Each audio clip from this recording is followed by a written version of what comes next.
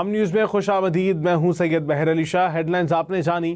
Tax قوانین کے مؤثر نفاذ کے لیے آئین اور قانون سازی ورنہ منی بجٹ۔ وزیر خزانہ نے وارننگ دے دی، کہا قانون سازی کے لیے اراکین سے درخواست کریں گے، اگر قانون سازی نہ ہوئی تو 300 سے 400 ارب روپے کے ٹیکس لگانے پڑیں گے۔ زرعی شعبے پر ٹیکس نہیں لگایا ہے۔ ٹیکسز کے نفاذ کے لیے قانون سازی کریں گے۔ وفاقی وزیر خزانہ کا کہنا ہے، گزشتہ سال ہمیں اضافی ٹیکسز لگانے پڑے۔ عالمی ادارے ماننے کو تیار نہیں تھے کہ اس ملک میں ٹیکسز کا نفاذ ہو سکتا ہے۔ ہم نے انفورسمنٹ کے ذریعے 400 ارب روپے سے زائد ٹیکس جمع کر کے دکھایا۔ ہمارے پاس یہی طریقے ہیں کہ یا تو انفورسمنٹ کر لیں یا ٹیکس لگا دیں۔ پارلیمنٹ کے دونوں ایوانوں سے بات کریں گے اور ٹیکسز کے نفاذ کے لیے قانون میں ترمیم کریں گے۔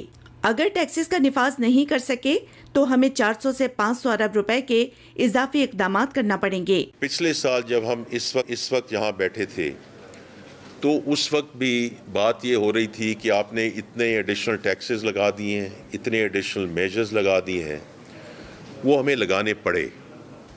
اور اس کی وجہ یہ تھی کہ جب ہم بین الاقوامی اداروں سے بات کر رہے تھے تو وہ ہماری بات ماننے کے لیے تیار نہیں تھے کہ اس ملک میں ایکچولی انفورسمنٹ ہو سکتی ہے۔ دو ہی ہمارے پاس طریقے ہیں کہ یا انفورسمنٹ کر لیں، اور اگر ہم انفورسمنٹ نہیں کر پاتے تو پھر ایڈیشنل میجرز لے کر آئیں 400-500 بلین کے۔ تو اس لیے جب ہم پارلیمان میں جائیں گے، میری ان سے یہی گزارش ہوگی کہ ہمیں وہ انیبلنگ جو امینڈمنٹس چاہیے، جو ہمیں انیبلنگ لیجسلیشن چاہیے، اس میں آپ ہماری مدد کریں۔ وزیر خزانہ نے کہا ہے کہ اخراجات اور ریونیو سے متعلق تمام صوبوں سے باہمی مشاورت سے چیزیں چل رہی ہیں۔